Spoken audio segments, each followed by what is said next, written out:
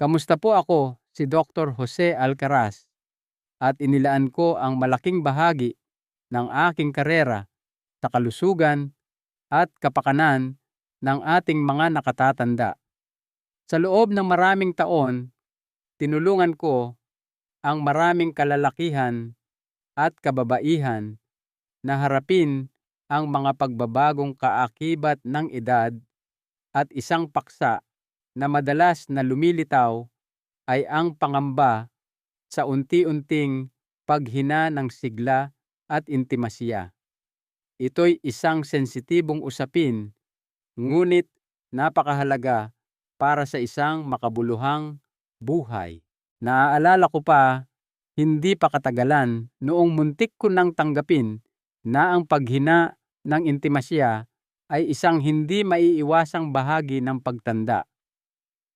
Maging ang isang kasamahang doktor ay nagsabi rin nito. Ngunit natutunan ko mula noon na siya'y nagkamali at malaki ang kanyang pagkakamali.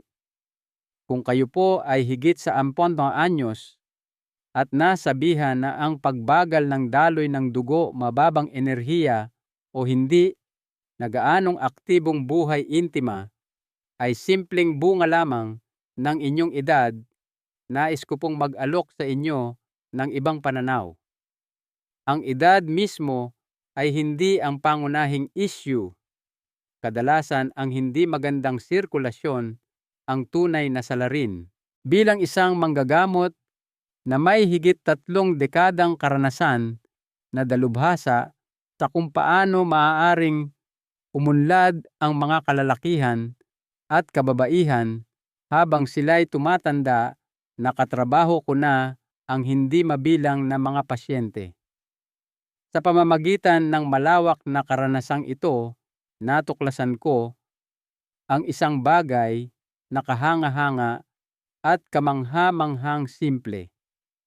Mayroong 4 na partikular na bitamina na kapag ininom ng tama ay maaaring makabuluhang mapabuti ang daloy ng dugo, mapalakas ang inyong antas ng enerhiya, at makatulong na muling pag-alabin ang mahalagang koneksyon na iyon sa inyong mga mahal sa buhay kahit nalampas pa sa edad na 60. Hindi po ito tungkol sa pag-asa sa mga bagong gamot o mga mapanghimasok na pamamaraan. Ito'y tungkol sa pagbibigay sa inyong katawan ng mga mahahalagang sustansya na maaaring kulang dito. Ang pamamaraang ito ay hindi lamang tungkol sa muling pagbabalik ng pakiramdam ng kabataan.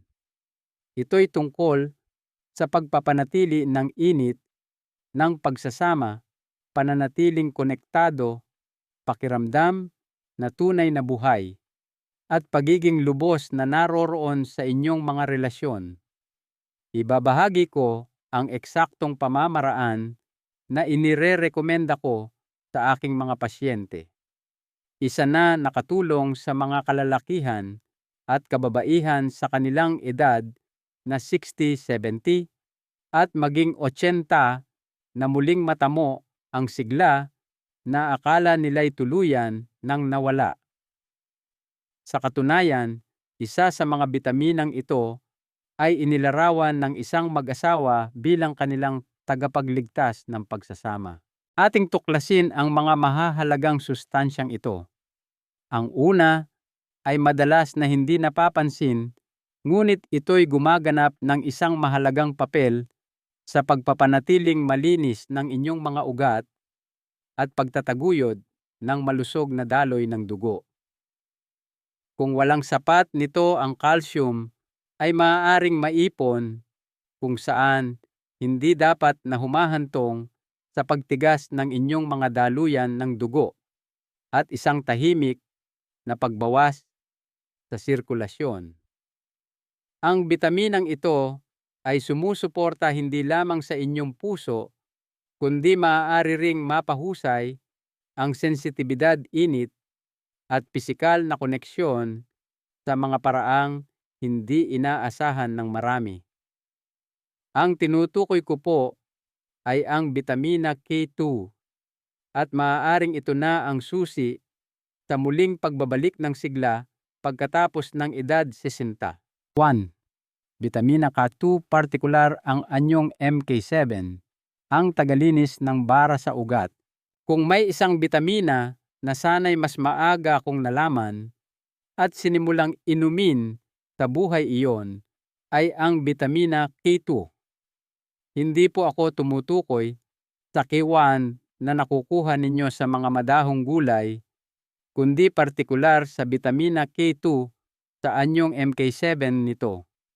Iniinom ko ito tuwing umaga kasabay ng almusal at ito'y isang rekomendasyon na ibinibigay ko sa halos lahat ng pasyente kong higit sa 10 anyos dahil ang siyentipikong ebidensya na sumusuporta sa mga benepisyo nito ay masyadong matibay para balewalain. Ano ang nagpapabisa sa K2? Ito'y tungkol sa papel nito sa pamamahala ng calcium sa inyong katawan.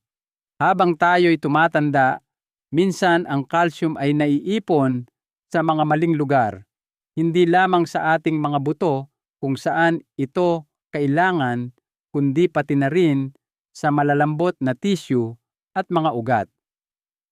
Ang pag-iipon na ito ay isang mabagal at tahimik na proseso.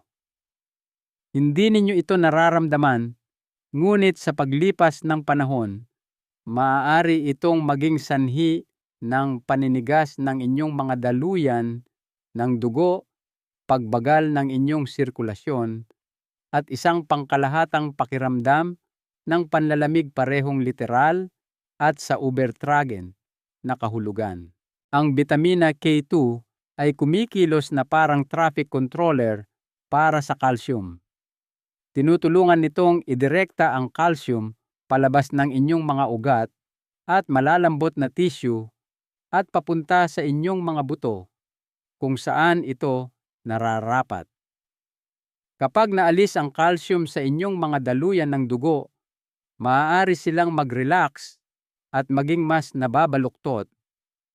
Dito madalas nagsisimulang mapansin ng mga tao ang mga makabuluhang pagbabago, mas maiinit na kamay at paa, mas maraming enerhiya lalo na pagkatapos kumain, at pinahusay na pagtugon at intimasiya. Naaalala ko ang isang 57 taong gulang na pasyente, si Mang Ricardo, na nagsabi sa akin, "Dok, para pong may nagsindi ulit ng ilaw." Bahagyang bumuti ang kanyang presyon ng dugo, naging mas malusog ang kulay ng kanyang balat, at nagulat pa siya ng panibagong pakiramdam sa pandama. Ang pagbabagong ito ay hindi nagmula sa isang resetang gamot. Nagmula ito sa simpleng pang-araw-araw na dosis ng K2. Ako mismo ay umiinom ng 200 micrograms ng K2 MK7 araw-araw karaniwan kasabay ng pagkain na naglalaman ng kaunting masustansyang taba para makatulong sa pagsipsip. Kung umiinom na kayo ng vitamina D3, ang K2 ay nagiging mas mahalaga dahil magkatuwang silang kumikilos.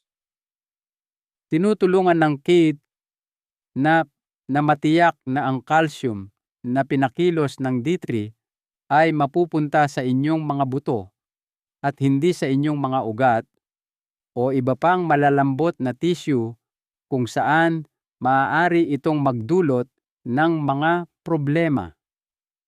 Para sa sinumang nasa edad 60, 70 o higit pa, ang bitamina K2 ay higit pa sa isang suplemento. Ito'y isang tagapagtanggol ng inyong kalusugan sa sirkulasyon at ng mga koneksyon na nakasalalay dito. Maraming tao ang nagsisimulang makaramdam ng pagkakaiba sa loob lamang ng ilang linggo. Ngunit ang K2 ay simula pa lamang. Ang susunod na bitamina na iniinom ko araw-araw ay gumaganap ng ibang-iba ngunit pantay na mahalagang papel. Hindi ito tungkol sa paggalaw ng calcium, kundi sa pagpapataas ng enerhiya kalooban at maging ng pagnanasa. Ito'y isang bitamina na nakakagulat na maraming nakatatanda ang may kakulangan at ang pagwawasto sa kakulangang iyon ay maaaring magbago ng lahat. 2. Bitamina D3 ang susi sa hormonal. Kung may isang bitamina na tahimik na may hawak na kapangyarihan sa enerhiya kalooban at intimasya pagkatapos ng edad 60 iyon ay ang bitamina D3.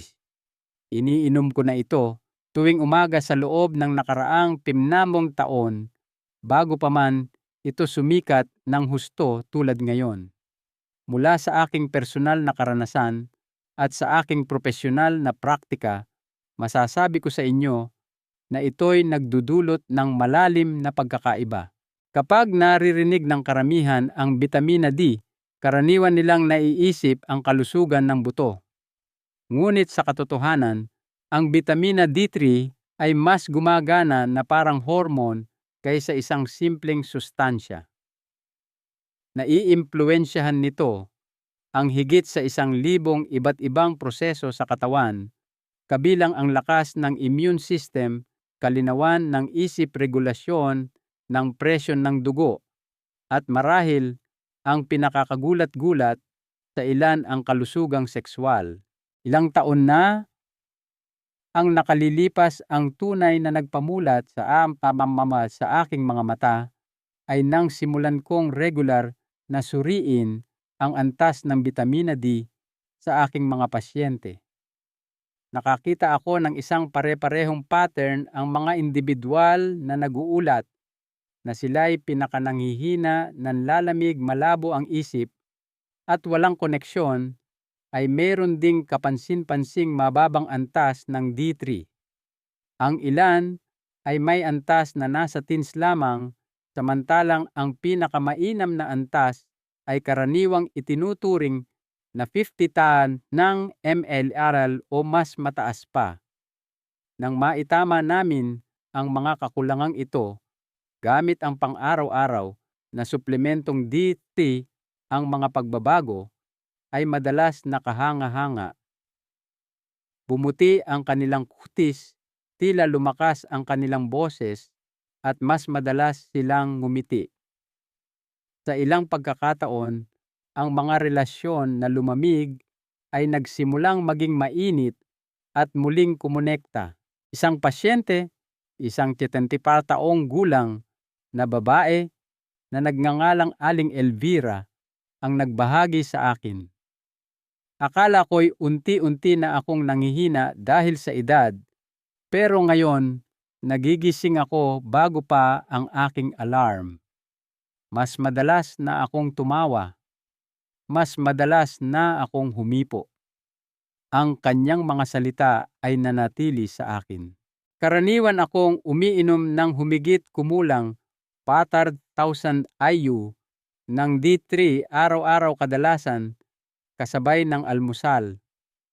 Palagi ko itong sinasabayan ng pagkain na may masustansyang taba tulad ng itlog o abukado upang mapabuti ang pagsipsip.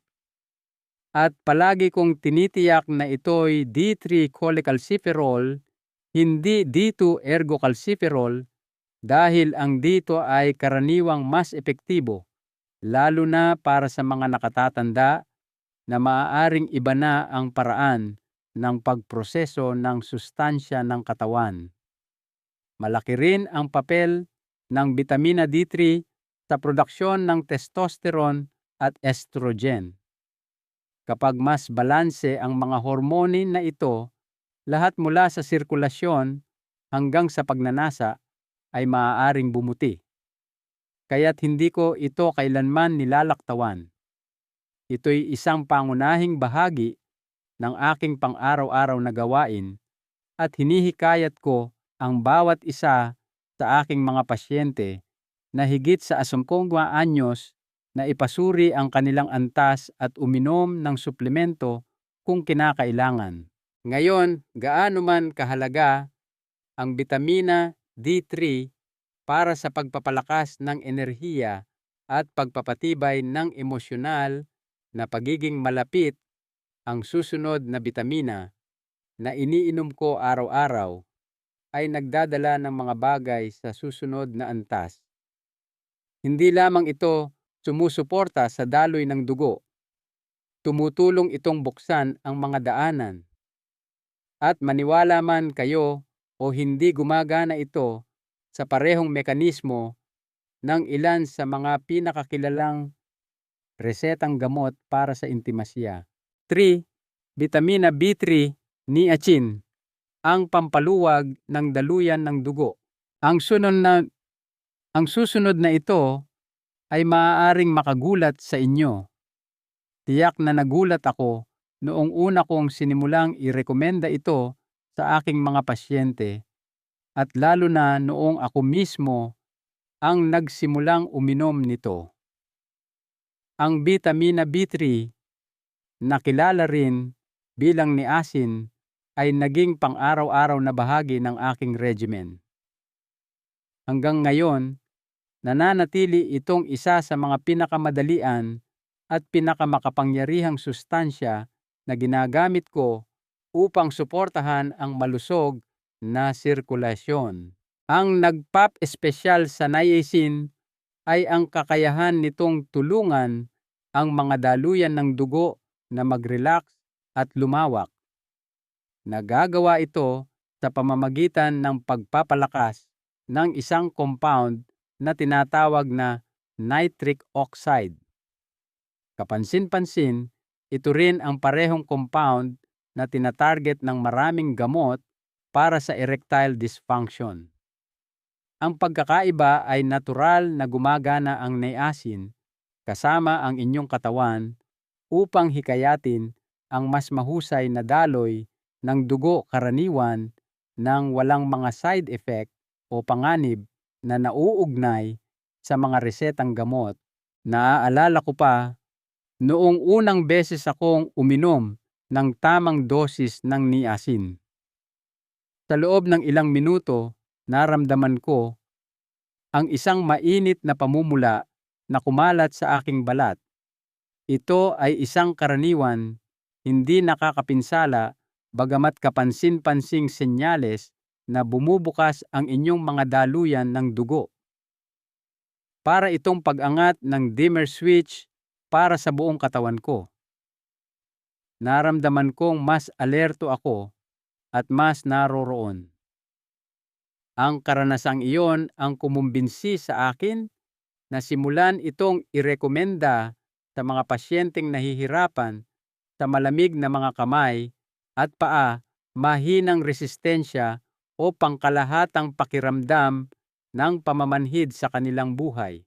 Isang Ginoo na aking ginamot, si Lolo Renato, isang 70 taong gulang na retiradong inhinyero, ang nagsabi sa akin na pagkatapos lamang ng 3 linggo sa niacin, sa wakas ay naramdaman niyang muli ang init sa kanyang mga binti. Nagsimula siyang maglakad nang mas madalas, bumuti ang kanyang pagtulog, at sa kanyang mga salita, sa wakas ay naramdaman kong konektado muli ako sa aking katawan. Ako mismo ay umiinom ng 500 ng flash niacin, hindi ang no flash o flash free na mga bersyon, dahil maaaring hindi ito magbigay ng parehong mga benepisyo sa sirkulasyon kasabay ng pagkain. Ang paunang mainit na pakiramdam na iyon ay maaaring tila matindi sa simula. Ngunit kapag naunawaan ninyo na ito'y isang senyales ng pagbuti ng sirkulasyon, tulad ng pagbubukas ng mga daanan na matagal nang nakasara, ito'y nagiging lubos na nakakapanatag. Ang niacin ay hindi lamang tungkol sa pisikal na pagganap. Marami sa aking mga pasyente ang naguulat din ng mga pagbuti sa kalooban, kalinawan ng isip at maging sa emosyonal na pagiging bukas. Kapag malayang dumadaloy ang dugo, nakikinabang ang utak at naaapektuhan nito kung paano tayo kumokonekta sa iba hindi lamang sa mga intimong sandali, kundi sa pang-araw-araw na buhay. Gayunpaman, gaano man kalaki ang naitutulong ng niasin sa pagbubukas ng mga daluyan ng dugo, may isa pa akong bitamina na iniinom araw-araw na gumagana mismo sa mga pader ng daluyan, pinapalakas ang mga ito, pinapakinis at pinoprotektahan mula sa pinsalang maaaring maipon sa pagtanda. Isa ito sa mga hindi napapahalagahang kasangkapan na mayroon tayo para sa pagsuporta sa intimasya at sigla pagkatapos ng edad 60, ngunit halos walang nagsasalita tungkol dito. 4. Vitamina A, pinaghalong tocopherols. Ang bitamina laban sa paninigas. Ang huling bitaminang ito ay maaaring hindi gaanong kapanapanabik sa una, ngunit para sa akin, ito ay naging isang tahimik na mahalaga. Iniinom ko ang bitamina A araw-araw ng walang palya. Hindi po ako tumutukoy sa sintetikong uri na madalas ninyong makikita sa mga murang bote sa botika, madalas na may etiketang DL-alpha tocopherol, kundi isang natural na halo ng mga mixed tocopherols. Ang anyong ito ay tunay na sumusuporta sa sirkulasyon, kalusugan ng tissue at intimasya habang tayo'y tumatanda. Ang hindi alam ng maraming tao ay gumagana ang bitamina E sa kaloob-looban ng inyong mga daluyan ng dugo. Habang tayo'y tumatanda, maaaring mawala ang pagiging nababaluktot ng ating mga ugat, maaari silang manigas at hindi na gaanong tumutugon. Hindi lamang ito isang issue sa cardiovascular. Naapektuhan nito kung paano gumagalaw ang dugo sa buong katawan, kabilang ang mga mas personal at sensitibong bahagi. Tinutulungan ng bitamina A na labanan ang paninigas na ito sa pamamagitan ng pagprotekta sa panloob na lining ng inyong mga daluyan ng dugo na kilala bilang endothelium mula sa oxidative stress at pamamaga. Sinimulan ko itong inumin matapos basahin ang pananaliksik na nag-uugnay sa bitamina E sa pinahusay na paggana ng microvascular, ang kalusugan ng pinakamaliliit na daluyan ng dugo sa mga nakatatanda. Ngunit ang tunay na kumumbinsi sa akin ay ang mga kwento mula sa aking sariling mga pasyente. Isang babae na nasa mga huling taon ng kanyang 60s, si Tia Celia, ang lumapit sa akin na nagrereklamo ng patuloy na pamamanhid sa kanyang mga kamay at paa at pati na rin ng pangkalahatang pakiramdam ng pagkakahiwalay sa kanyang kapareha. Inayos namin ang kanyang routine sa suplemento upang isama ang isang mataas na kalidad natural na bitamina E blend. Sa loob ng isang buwan, sinabi niya sa akin ang isang bagay na hindi ko malilimutan. Nararamdaman kong bumabalik ang kulay sa aking buhay. Ang pariralang iyon, bumabalik ang kulay, ay talagang tumatak sa akin.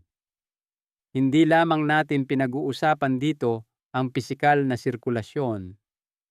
Pinag-uusapan natin ang emosyonal na init presensya at ang kakayahang makisalamuha sa buhay sa isang mas malalim at mas masiglang antas. Iyan ang pinapayagan ng malusog na daloy ng dugo, at ang bitamina E na regular na iniinom ay tumutulong na mapanatili iyan. Ako mismo ay umiinom ng 400 IU ng natural na bitamina E bilang mixed tocopherols, kasabay ng tanghalian, palaging kasama ng iba pang fat-soluble nutrients tulad ng aking bitamina D3 at K2. Nakikita kong ang kombinasyong ito ay magandang nagtutulungan tulad ng isang mahusay na koordinadong koponan, bawat isa ay sumusuporta sa iba sa mga banayad, ngunit makabuluhang paraan. Ngayon, gaano man kapangyarihan ang apat na bitaminang ito, T2, D3, niacin, B3 at E, gumagana lamang ang mga ito kung talagang kikilos kayo. Hindi ninyo kailangang baguhin ang lahat ng sabay-sabay, ngunit kailangan ninyong magsimula. At iyan ang nagdadala sa atin sa isang kritikal na punto na maraming tao ang hindi napapansin ang hakbang na naghihiwalay sa pangarap lamang mula sa tunay at kapansin-pansing pagbabago. Kaya ano nga ba ang dapat ninyong gawin simula ngayon upang bumuti ang pakiramdam gumalaw ng mas maayos at muling kumonekta sa mga bahagi ng buhay na pinakamahalaga? Hayaan ninyong gabayan ko kayo. Ano ang kailangan ninyong gawin simula ngayon? Sa puntong ito, maaaring iniisip ninyo, sige po Dr. Alcaraz, mukhang maganda ang lahat ng ito, pero saan po ba ako magsisimula? Naiintindihan ko po iyan. Kapag ilang taon na kayong nakikipagbuno sa pagod malamig na mga kamay, mabagal na umaga, at marahil sa lumalaking distansya sa inyong kapareha, ang paggawa ng unang hakbang ay maaaring parang napakabigat. Ngunit sana po ay pagkatiwalaan ninyo ako rito, hindi ito tungkol sa pagbabago ng inyong buong buhay sa isang iglap. Ito'y tungkol sa paggawa ng isang simple at sinadyang pagpili, at pagkatapos ay ulitin ito araw-araw. Narito ang payo na ibinibigay ko sa aking sariling mga pasyente, at ito rin ang aking ginagawa. Magsimula sa pamamagitan ng pagbibigay sa inyong katawan ng kung ano ang kulang dito. Hindi ninyo kailangang habulin ang mga komplikadong paggamot o mahulog sa mga mamahaling uso. Sa halip, bigyan ang inyong katawan ng mga pangunahing sustansya na tahimik nitong hinihingi ang mga nagpapagana sa daloy ng dugo, init, haplos at koneksyon. Magsimula sa apat na ito, Vitamina K2, upang makatulong na panatilihing malinis at nababaluktot ang inyong mga ugat. Vitamina D3, upang makatulong na ibalik ang inyong enerhiya, pasiglahin ang inyong kalooban at suportahan ang inyong sigla. Niacin B3, upang makatulong na buksan ang inyong mga daluyan ng dugo at muling gisingin ang mga bahagi ninyo na maaaring nanahimik na. Vitamina E, upang makatulong na panatilihing makinis at tuloy-tuloy ang inyong sirkulasyon para makatugon ang inyong katawan tulad ng dati o marahil mas mabuti pa. Kung hindi kayo sigurado kung saan magsisimula, pumili lamang ng isa.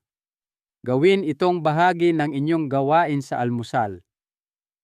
Bigyan ito ng ilang araw o isang linggo, pagkatapos ay isaalang-alang ang pagdaragdag ng isa pa. Hindi ninyo kailangang makaramdam ng agaran at dramatikong pagbabago ng sabay-sabay, bagamat maraming tao ang naguulat na medyo mabilis nilang napapansin ang mga benepisyo. Ang pinakamahalaga ay ang pagiging pare-pareho. Doon nangyayari ang tunay na pagbabago. At ang pagbabagong ito ay hindi lamang tungkol sa kung paano kayo gumalaw o matulog o gumanap. Ito'y tungkol sa kung paano kayo humaharap sa inyong buhay, sa inyong mga relasyon, at kung ano ang nararamdaman ninyo kapag tumitingin kayo sa salamin. Malamang na maraming taon na kayong nagbibigay sa iba. Ngayon, pagkakataon ninyo namang ibalik ang lakas sa inyong sarili. Ang mga bitaminang ito ay higit pa sa mga sangkap sa kapsula. Sila ay mga kasangkapan upang matulungan kayong muling kumonekta sa sigla na nananahan pa rin sa loob ninyo. Isang bagong kabanata, hindi ang wakas. Kung may isang malalim na aral akong natutunan pagkatapos ng higit sa 30 taon bilang manggagamot, iyon ang pagtanda ay hindi ang katapusan ng sigla. Ito'y simpleng pagbabago lamang sa kung paano natin ito naa-access at inaalagaan. Nakita ko na ang hindi mabilang na mga tao sa kanilang edad na 60, 70 at maging 80 na muling natuklasan ang kagalakan, intimasya, enerhiya at panibagong layunin sa buhay. Hindi ito nangyayari sa pamamagitan ng mga himala o komplikadong makina, kundi sa pamamagitan ng maliliit, pare-pareho at positibong pagbabago. Kadalasan, nagsisimula ito sa pagpapanumbalik ng kung ano ang unti-unting naubos ng panahon at stress. Mga bagay tulad ng malusog na sirkulasyon, kalinawan ng isip at malalim na koneksyon. Napag-usapan natin ang 4 na mahahalagang bitamina K2, upang gabayan ang calcium, palabas ng inyong mga ugat, at pabalik sa inyong mga buto kung saan ito nararapat. Bitamina D, upang pasiglahin ang inyong kalooban, makatulong na balansehin ang inyong mga hormone at magdala ng kaunting liwanag pabalik sa inyong mga umaga. Niacin B, upang buksan ang inyong mga daluyan ng dugo at ibalik ang init daloy at pisikal na pagtugon. Bitamina E, upang protektahan ang maselang lining ng inyong mga daluyan, pinapanatiling maayos ang daloy ng lahat upang makaramdam at makatugon ang inyong katawan. Ito ang parehong mga sustansya na iniinom ko araw-araw. Hindi dahil sinusubukan kong ibalik ang orasan, kundi dahil nais kong maging lubos na naroroon at nakikibahagi sa panahong mayroon ako. Nais kong patuloy na masiyahan sa paglalakad kasama ang aking asawa, buhatin ang aking mga apo nang may lakas sa aking mga braso, at pahalagahan ang tahimik na pagiging malapit na madalas dumarating sa pagtatapos ng araw, ang uri na hindi nangangailangan ng mga salita, kundi isang kamay lamang na mahahawakan at isang pusong bukas. Nakita ko nang nakatulong ang mga bitaminang ito na ibalik ang daloy ng dugo, ngunit marahil mas mahalaga, nakita ko kung paano nila tinulungang ibalik ang kumpiyansa. At kapag bumalik na ang kumpiyansa sa inyong katawan, sa inyong enerhiya, sa inyong mga relasyon, lahat ay maaaring magbago. Ang paraan ng inyong pagkilos, ang paraan ng inyong pagtawa, ang paraan ng inyong pag-abot sa inyong kapareha nang walang pag-aalinlangan. Ang ganoong uri ng positibong pagbabago ay hindi kailangang maging maingay o dramatiko. Kailangan lang itong maging totoo. Marahil ay walang nagsabi sa inyo kung gaano kalaki ang epekto ng mga simpleng kakulangan sa nutrisyon na ito sa inyong pakiramdam. Marahil ay walang nagpaliwanag na ang hindi magandang sirkulasyon ay hindi lamang tungkol sa malamig na mga paa. Maaari rin itong tungkol sa panlalamig na maaaring gumapang sa mga puwang sa pagitan ninyo at ng mga taong mahal ninyo. Narito ako para sabihin sa inyo na hindi kailangang manatili iyan sa ganoon. Hindi kayo sira. Hindi pa tapos ang inyong pinakamagandang panahon. Maaaring simpleng nauubusan lang kayo ng ilang mahahalagang sustansya na dati mas madaling nagagawa o nakukuha ng inyong katawan. At ngayon taglay ninyo ang kaalaman at ang pagpipilian upang simulan ang muling pagbuo. Magsimula sa maliit.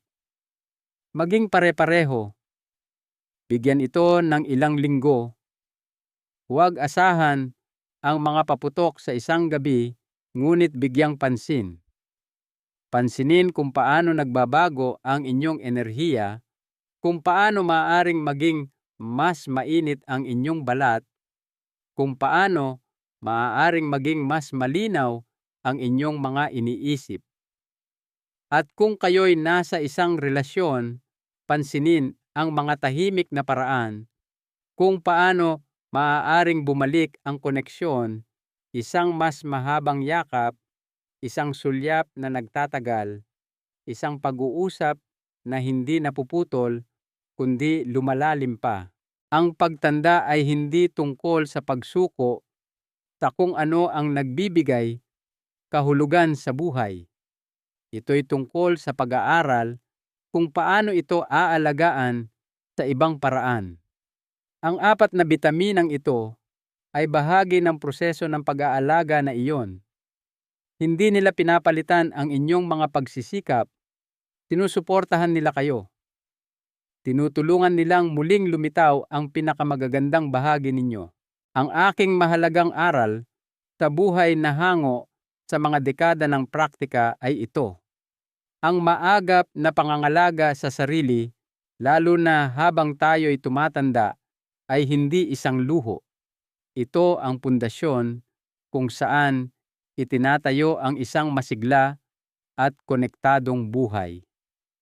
Ang paggawa ng maliliit at pare-parehong hakbang upang suportahan ang mga pangunahing pangangailangan ng inyong katawan ay maaaring magbukas ng mga bagong kabanata ng kagalingan na maaaring akala ninyo'y sarado na. Kaya narito ang aking huling paalala, huwag nang maghintay. Matagal na kayong naghintay. Handa nang tumugon ang inyong katawan. Handa nang bumukas ang inyong puso. At itong susunod na kabanata, maaaring ito na ang pinakakonektado, pinakabuhay, at pinakamalalim na kasiyasiyang yugto ng inyong buhay. Ang tanong ay handa na ba kayong pumasok dito dahil lahat ng kailangan ninyo para magsimula ay nagsisimula ngayon. Kung ang mensaheng ito ay tumatak sa inyo, kahit kaunti lamang nais ko pong marinig mula sa inyo. Mangyaring isaalang-alang ang pag-iwan ng komento sa ibaba upang sabihin sa akin kung alin sa mga bitaminang ito ang iniisip ninyong simulan o anumang mga pananaw na inyong natutunan. Ang inyong kwento ay maaaring magbigay inspirasyon sa iba na gawin ang mahalagang unang hakbang na iyon. Kung nahanap ninyong nakakatulong ang impormasyong ito, mangyaring ibahagi ito sa isang kaibigan o mahal sa buhay na maaaring makinabang din dito.